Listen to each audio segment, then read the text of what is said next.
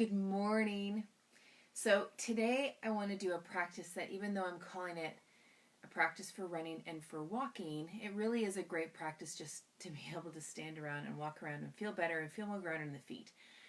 But the reason why I'm kind of labeling it for people who are runners or for walkers is because in the act of running, yes, the legs are moving forward and back to do that, but there needs to be some good mobility in the hips, and there needs to be some good stability around the pelvis, but there also needs to be some good absorption of load through the torso, which requires a nice connection between the ribs and the pelvis. Okay, so when we're looking at the pelvis specifically, so we've got the two hip bones here, and we have the sacrum here.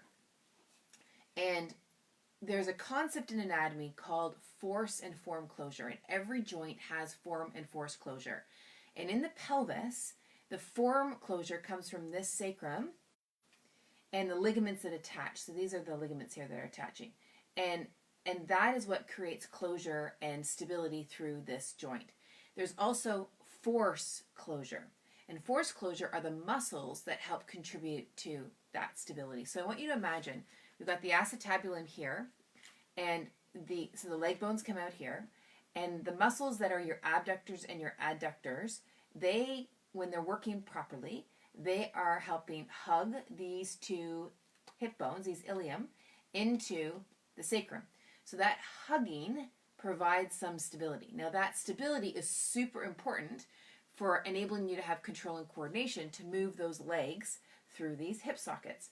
So lots of times when people are runners and walkers, they often think, I need to stretch out my hip flexors, I need to strengthen my hamstrings and my quads, which is true, and you need to have some underlying neuromechanical patterning that's working well for that strengthening to do its job. Okay, so this practice is going to be about that. It's going to be about improving the neuromuscular control, not only in between the leg bones and the pelvis, but also between the rib cage and the pelvis, and then also how the arm bones move. Those are all really, really important for you to run well. Okay, so you're going to need a strap and a couple of balls.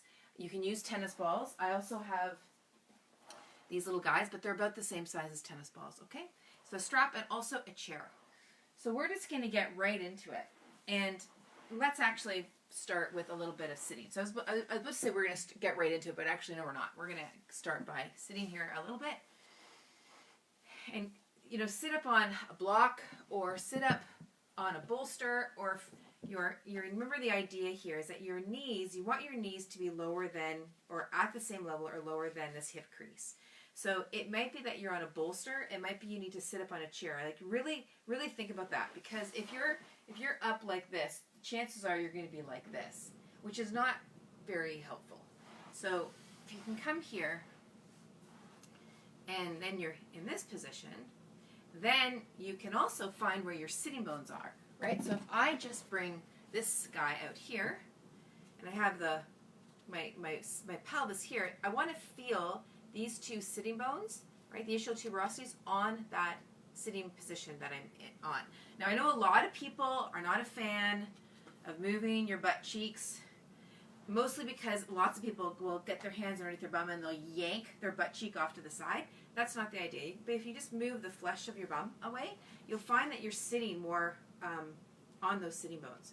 And then you'll find that you're more vertical, right? So it's kind of like having a nice plant pot of your pelvis on the bowl, and then your spine can just sit easy. Okay? So let's just check in to see where you are at and feel the inhale and the exhale.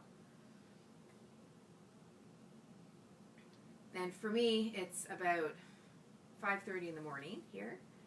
For you, it might be closer to noon or 1 or 2 in the afternoon. So just notice how your day is with you, and you've been with your day, how your sleep was, how you were with your sleep.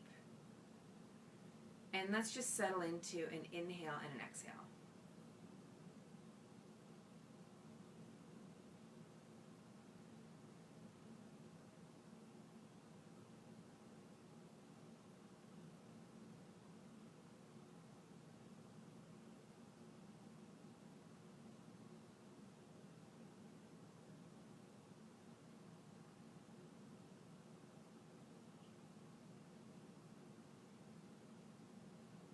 Okay, now let's come through to the shoulders. And still with that inhale and exhale rhythm, and you stick to your rhythm, not mine. I'm the one talking through this, so I'm not as tuned into my breathing as you are because I'm also speaking. But let's take those shoulders up to your ears. Good. And then you're going to retract, pull those shoulder blades towards your spine, and then you're going to bring them down. Okay, so the inhale is on the way up, the exhale is on the way back, and then down. So the exhale is both back and down.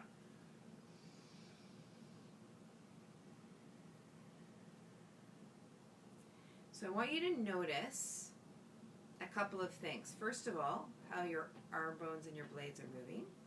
The second is as you're coming down, are you kind of collapsing down as well? And then also notice if you are overutilizing your lower back to pull your blades down, and remember that the muscles of your blades don't attach to your lower back. So it's really quite a gentle movement as you go. The other is I want you to notice my arm here. You notice my arm's not doing this, and my ribs aren't doing this. It's really a small movement of my blades moving on my rib cage, and that's it.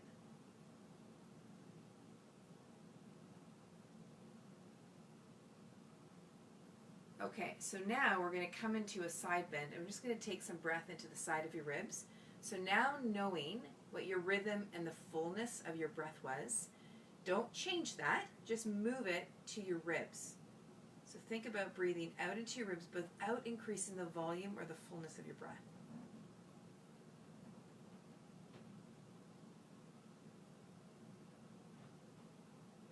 And if you want, you can take this up.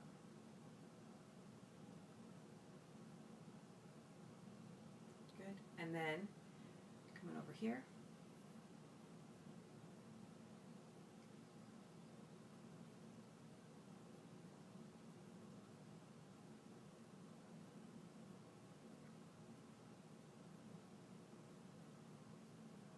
And your sitting bones are still basically the same. There's a little bit more on the one side we're leaning to, but basically it's the same.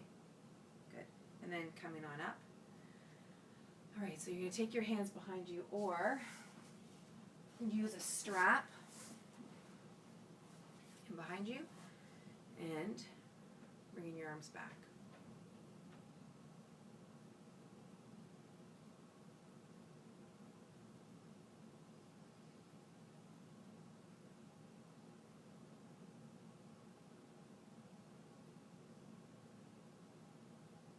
All right, lovely. Okay, now let's take you up into a lunge. So if you need something underneath your knee, then please do that. So you're going to come here into a lunge, and think of your knee and your hip and your knee, and also your ankle, and all you're doing is coming forward. So we're not coming into this position, we're just moving straight forward like so. Okay? So we're not moving a lot here. We're just moving in the sagittal plane, that is like this way. And then let's take either your hands behind you like this, or you can hold a strap like this.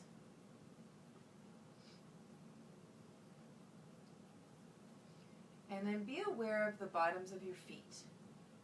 Ball of your foot, base of your pinky toe, center of your heel. And then just take a look back and just make sure, or not make sure, I don't want to say it that way. Notice if, as you're looking back, notice if your foot's off to the side, like it's kind of, you see how my ankles turn? Notice if it's doing that. And then just come out of the position of it and recenter yourself, and then see what happens if you put your toes directly back, if you can do that. Now notice what happens in through the front of your hip, or anywhere in through here. You might notice that it feels a little different. Because sometimes we do that little compensation with the foot to kind of bypass what we're feeling in through the hips. Nice. Okay, other side.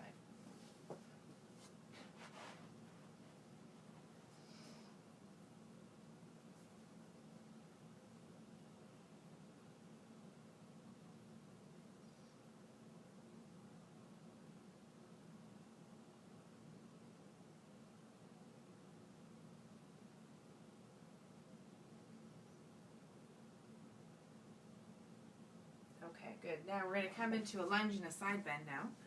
So we're here.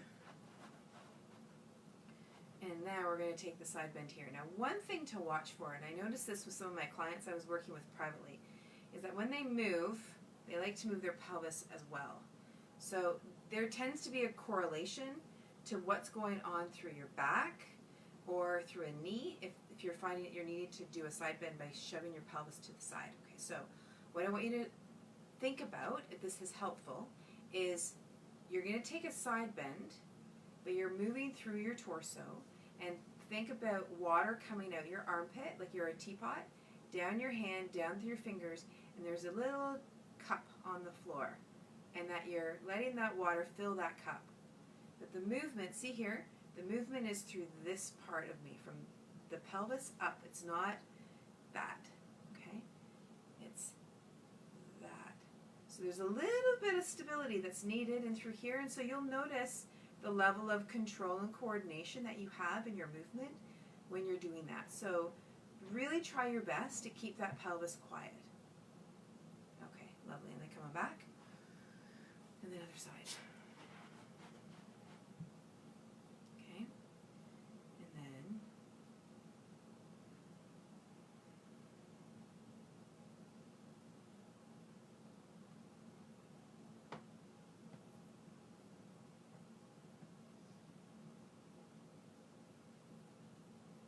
okay. And then coming back. Now this next position, you can be in a chair. Be in a chair, or you can be on the floor. You choose what makes the most sense for your body. Okay, so I'm going to be here just so you can see the camera really well. All right, so what I want to show you here is there's an ankle bone here, which then is part of the bone that comes up through my lower leg. Okay, and then I also have my heel, and I'm going to take and horseshoe my hand here like so that my thumb is coming up alongside towards this little bone here. Okay. So this first movement is I'm going to do this. I'm going to passively move my ankle or my heel up towards this little bit here. Okay. Now you'll notice that I'm not doing anything with this leg. Yeah. Now you might feel some strain in your knee, and if that's the case, you're going too far here. Okay. Or you need to come into a chair. Okay. Now, the next part I want you to play with is I want you to play here with pronation and supination. So when you move your foot this way, that's a pronation, and when you move it this way, that's a supination. So I want you to go this way, and then this way. This way, and then this way. Okay, just moving that foot that way and that way. Now when you are running and walking, your foot naturally goes through these phases of pronation and supination. And it's kind of like if you can imagine an axis in through your leg here, or through your foot, and you're going to be rotating these pieces through around that axis. So now you're going to move both this heel as well as the forefoot, but in opposite directions.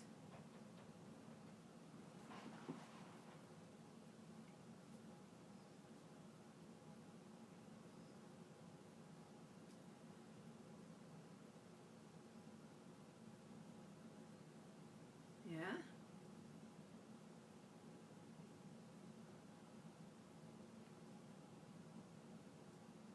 Your mind's loosening up a little bit now.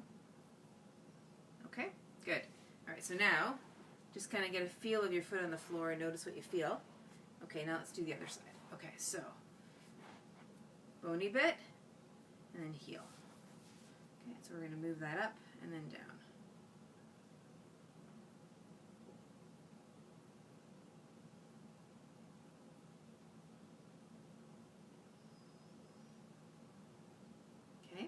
And then we're going to take this guy.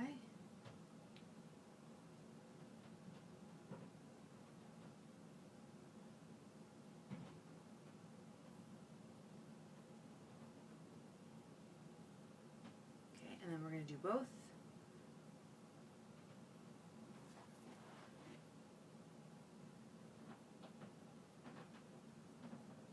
You want to make sure that you're actually doing these movements and not side bending your foot. So really focus in on moving around that as if you're moving around that rotational plane, that axis. Okay, perfect. All right, now we're going to take your thumbs, so here's this bony bit again, and feel the bone coming up here, up the side of your leg, and you're just going to massage with gentle pressure with your fingers up and down. Okay, and then one more. All right, and then let's go to the other side. Okay, there's the bony bit here, and then just move that up.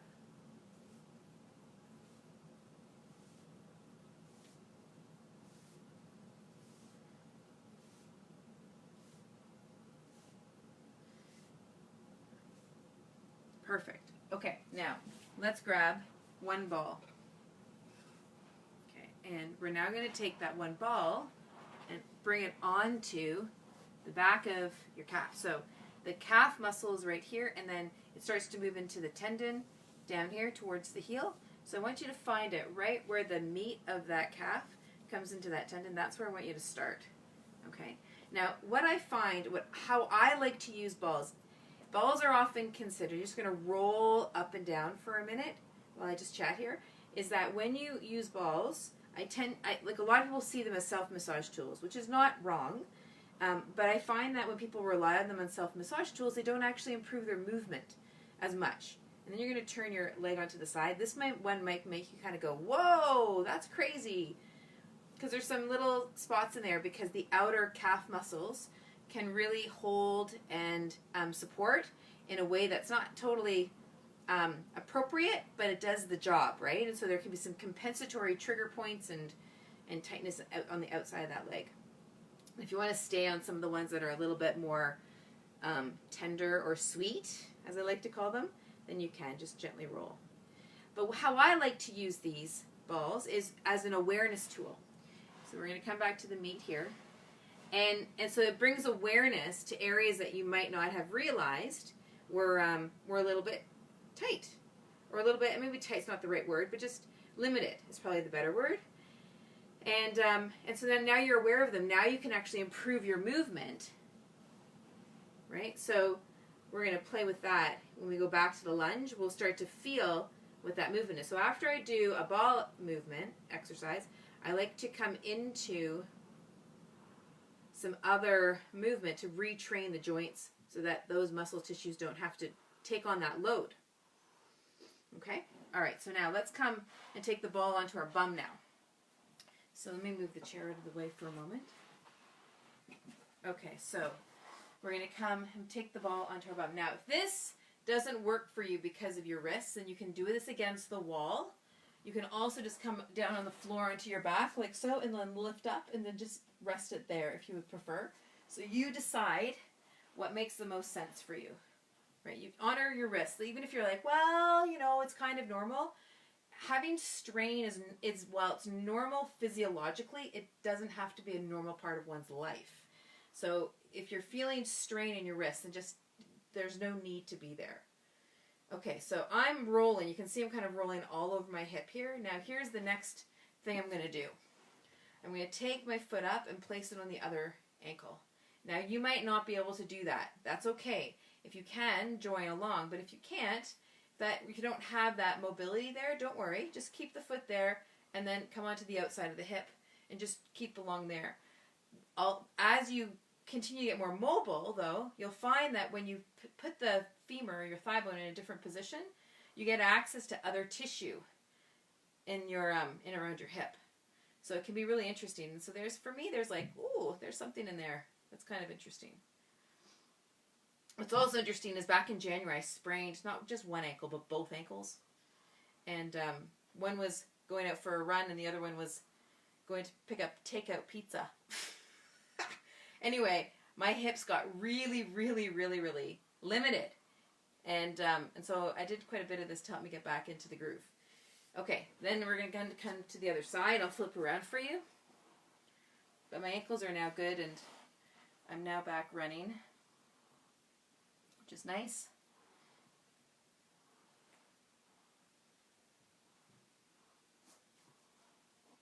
Okay, and then I'm going to take that ankle up. If you can join along with me. You can also keep just down here, and I like coming into the outer hip. I find that a lot of people in their outer hip have lots of spots that they weren't aware of. And so it's a very, very cool tool of awareness to just feel what's going down. Good. Okay, so now we're going to leave that to the side and come back to your lunge now. This can be really interesting to experience, right? Because now, let's come to the side. Okay, so here, now, as we move forward, you might feel a little bit different in through this knee, this hip, and this knee. And if your toes were sort of sliding off, see how my ankle was shifting? If your toes were kind of pointing off to the side because your ankle was shifting, now you might notice that's not happening.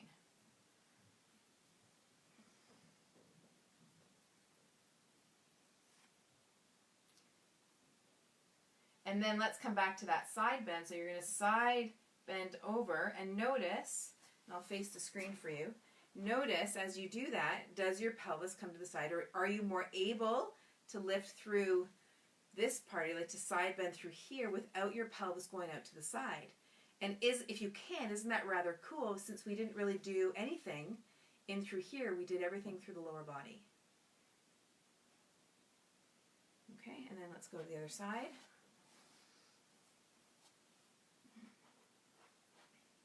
And then let's come forward. So we've got knee, hip, hip, knee that we're moving, and as well as the ankles. And then we're going to take ourselves into a side bend. Cool. What I also love about the feet is that the feet are the piece of us that touch the earth, right? And so just notice if you can feel, without pressing, without gripping, without overutilizing your head and your brain, can you just feel the bottoms of your feet on the floor? Like just feel them as you do the movement. Okay, and then coming up. Perfect. Okay, lovely. Now from here, we're going to come into standing, and I want you to grab your strap. So you're here, and in standing, I want you to feel your feet again. And we're going to start by just doing a little bit of a squat and then coming up. Now when you're playing with the squat, try not to do it this way, right? See how there's no angle change in my hip? I want you to think about doing this. Now we're changing the angle of your hip joint, but that you're not coming forward like this to change it. That think more about the leg is coming up towards your belly to make that change, right? So my torso is more or less staying the same. Yeah? Okay, so now you've got that idea. Now we're going to take a strap around our legs.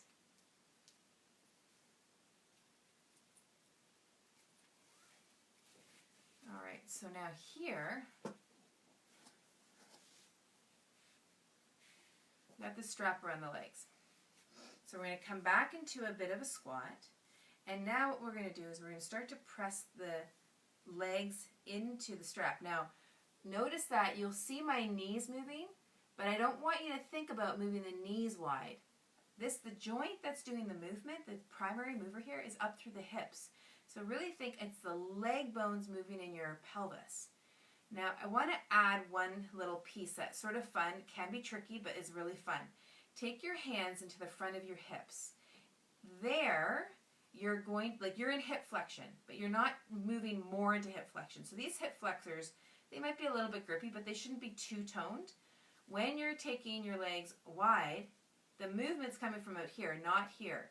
So when you're taking the legs wide, make sure that these guys, or can you allow these guys to not fire up? So not to get thicker, not to get more contracted, not to get hardened, right? And even though I said move from here, try not to like contract your outer hip muscles. Think about the leg. The leg is moving in this socket, and now notice how your outer hip responds with that. I want your body to do the work, not so much your brain. And while I'm bringing your brain's attention to the front of your hip and the outer hip, I don't want you to have to like engage your muscles with your brain. I want your muscles to engage because you're moving. And that's a subtle, but in my mind, a very, very important distinction. We can contract our butt by going, contracting it, but that doesn't necessarily help us be responsive in movement. And when you're out for a run and when you're walking on uneven surfaces, being responsive is super important. Okay, now the other thing I want you to notice here, now you might need to take a break here, is I want you to watch my feet, okay? So I tend to pronate a little bit more than the average bear sometimes. Okay, so I want you to notice, I'm just moving the strap away, is I'm going to move my legs wide, and you're going to notice how my ankle bone, my feet arches are changing position, right? And you'll see this with lots of people. And that's because the pronation is linked to my hip movement, right? So that's a fun little party trick, but also a good measure for you. So when I had a sprained ankle, I could not hardly do this. Yeah. Okay, good. It was a movement pattern I had to retrain. Okay, good. All right, so now we're going to come off of that. And let's come into a goddess. So now we've played a lot around with our legs and our hips and our calves. I want you to rotate them out. Now remember, this is generated from our hips. Our feet aren't turning out, although the feet are turning out. The feet are turning out because the leg bones have turned out. And then we're going to take ourselves down. Okay, and then the hands come onto the outside of the thighs, and the thighs are going to press back into the hands. Now remember, no pain, no increase of strain, nothing in your knees, ankles, back, SI. There's no need for that to have that to increase, right? So do your best to really listen to the sensations of your body. And if you have to come up, come up. There's no shame. In fact, you'll get better faster if you do the movement up in here than if you feel like you need to come all the way into the range of motion. Big piece that I want you to remember is that just because you've got big range of motion doesn't mean you have less pain. So range of motion and pain does not correlate. Okay, so now you're going to press these legs into my hands, much like we did with the strap around the legs, but this time we're using the hands as the strap. Good. Okay, now come on up. Now we're going to come into a warrior two. Now watch here what I'm doing. I'm going to rotate that leg bone. Good. And the foot has followed the leg bone. And now for me, I'm going to take my stance a little longer. You can keep your stance a little narrower, totally up to you. But when you're moving, if you're going to bring those toes in, rotate that leg bone in the hip socket. Okay, and then come into warrior two. Hand on the outside of your thigh. Pelvis, level. So if your pelvis has become unlevel, come on out a little bit. Find level again, and then come into it.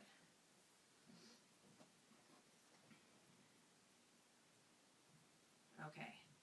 And then I'm going to keep my hand on the outside of my thigh just to kind of keep that motion. And then I'm going to side bend this way and this way. And this way. And this way. And this way. And this way.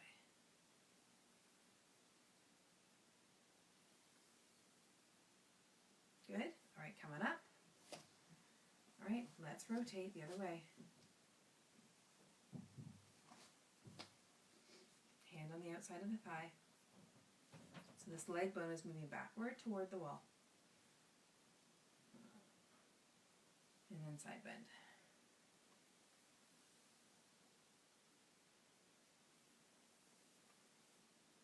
Make sure that those feet aren't grippy.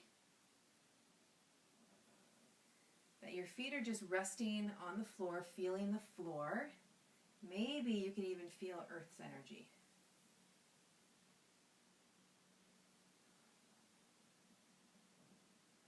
Okay, good. And then up. Lovely. Okay, so now we're going to pull the chair over. Chair's going to come here. And I'm going to bring one foot up onto the chair like that. Now this might be a little bit too high. See how the angle of my hip has come quite close?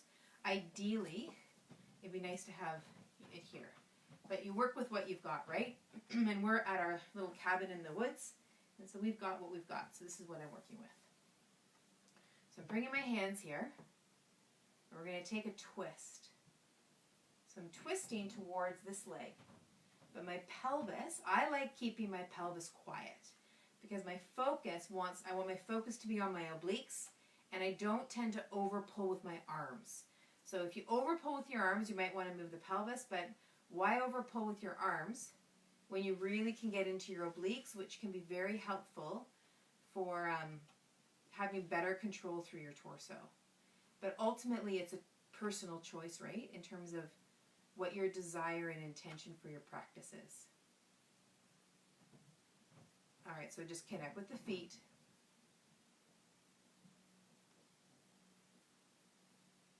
Good, and then come on back.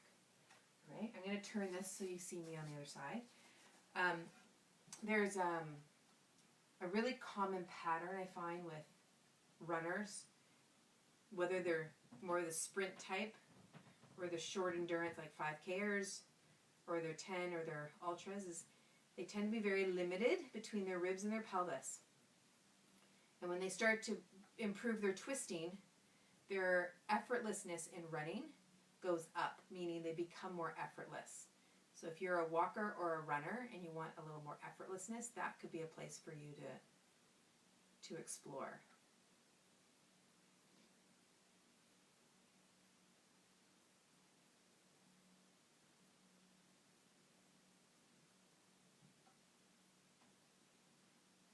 Great. Okay, good. And then come out of that. Perfect.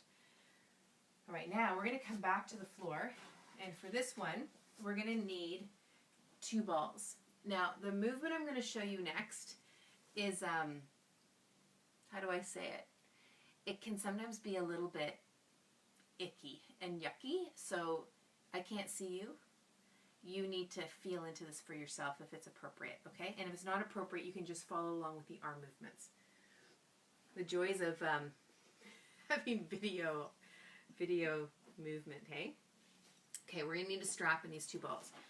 So the balls are about the size of tennis balls, okay? Not golf balls. Those are too small. Lacrosse balls might be too hard.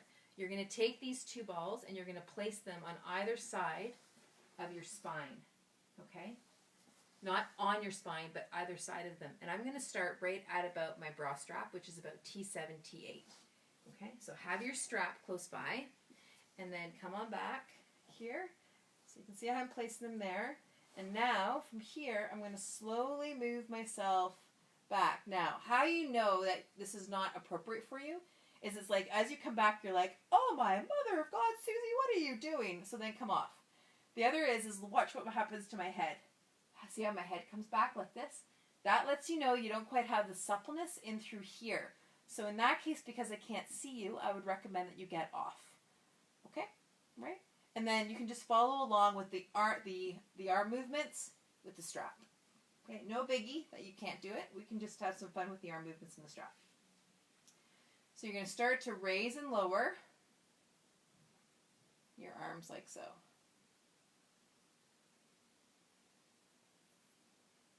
Okay? And then just rest your hands down. And breathe.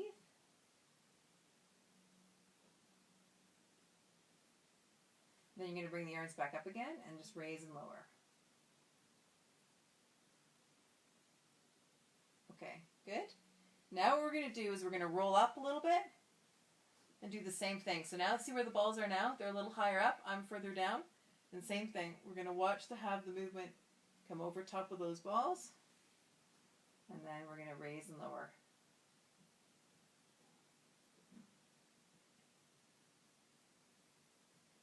Good. And then we're going to do it again. Last one.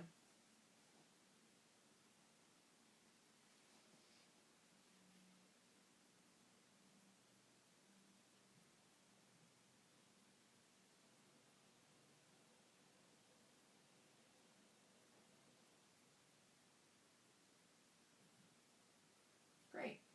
Okay. And then you're just going to lift your head up and then come off. And put the balls to the side and just rest back like so, okay? And easy breathing. That can sometimes be a little nutty to experience. Okay, so now legs are going to be straight out. And you're going to slide one leg over to one side. Let me do it over here like so. You're going to slide one leg over to one side and then have the other leg start to join it. So you're doing a side bend on the floor here. Now notice that when I did that, my pelvis didn't move. It was just my legs. Okay?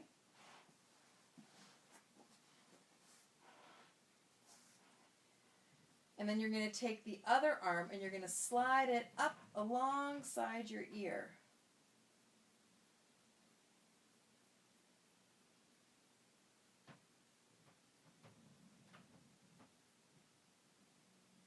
So you're going to think of it like a crescent moon.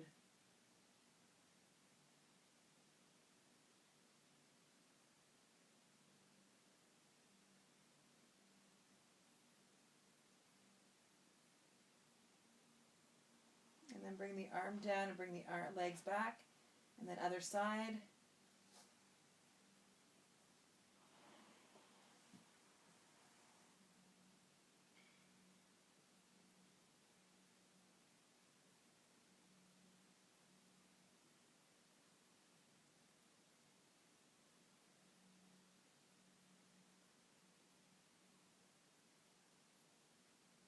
And then the arm comes down and the legs come back. Okay.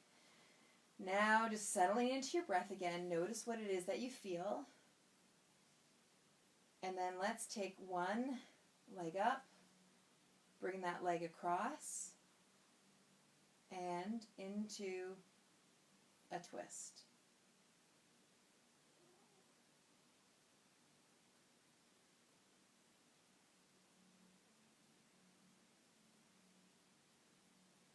And then come back. And then other side, leg comes up. Take the leg across and come into a twist. Do your best to keep your shoulder girdle on the ground.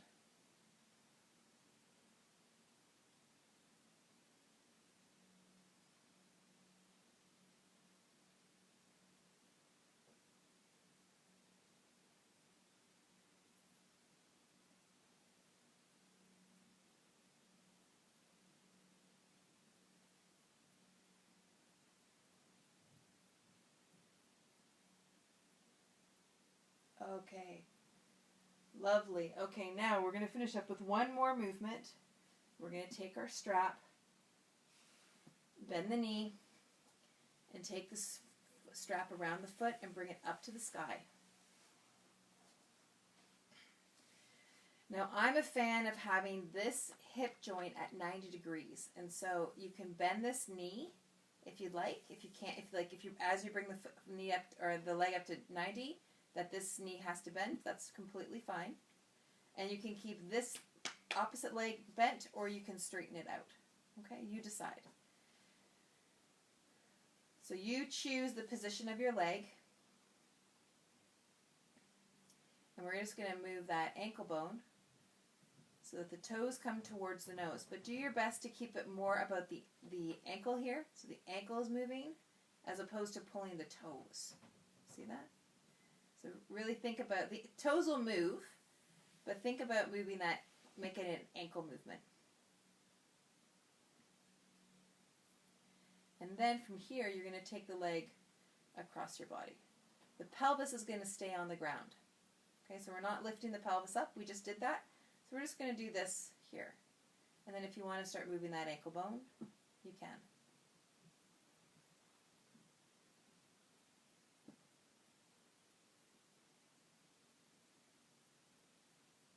Okay, good. And then let's move the leg just a little bit out to the side. So if I'm bringing myself here, just a little bit out to the side. Not a lot. Pelvis is level.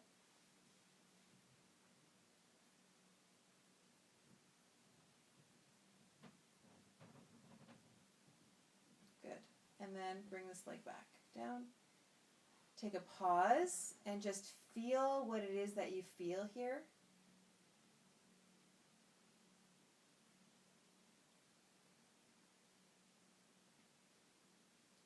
And then bring the other side up.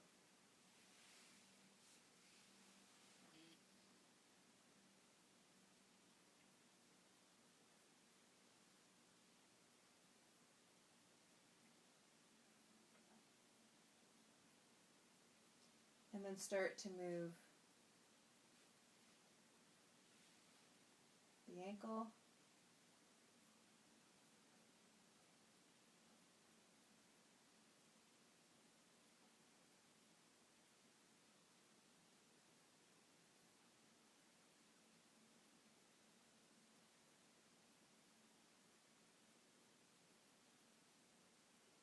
Then bring the leg across your body.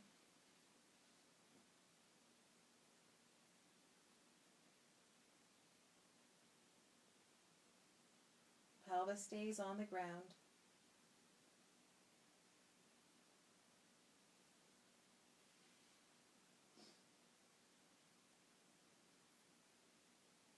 And then the leg comes up.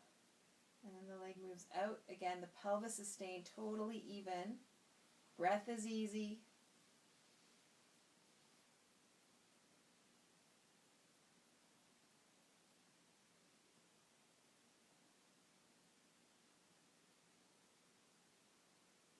And then the leg comes back and comes down.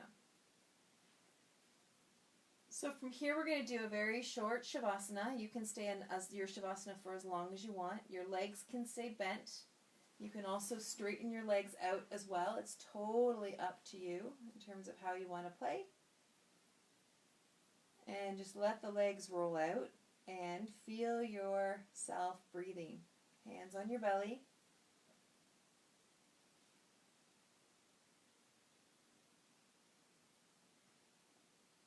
You can also put a hand on your chest.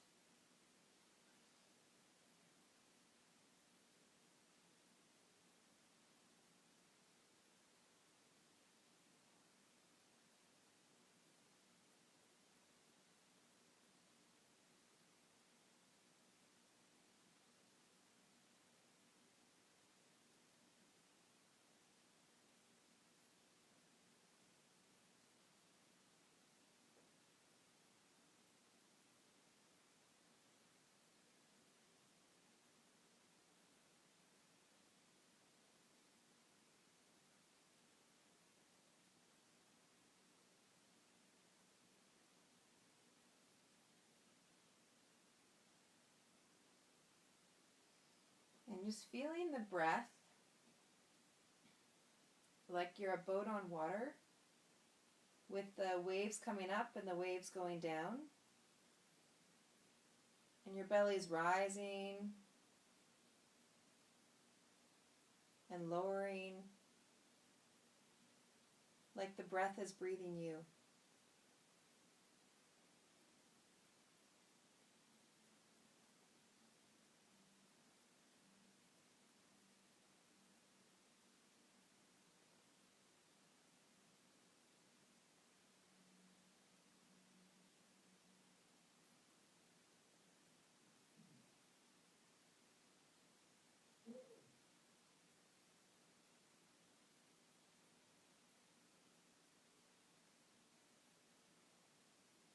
Now you can stay here for as long as you would like.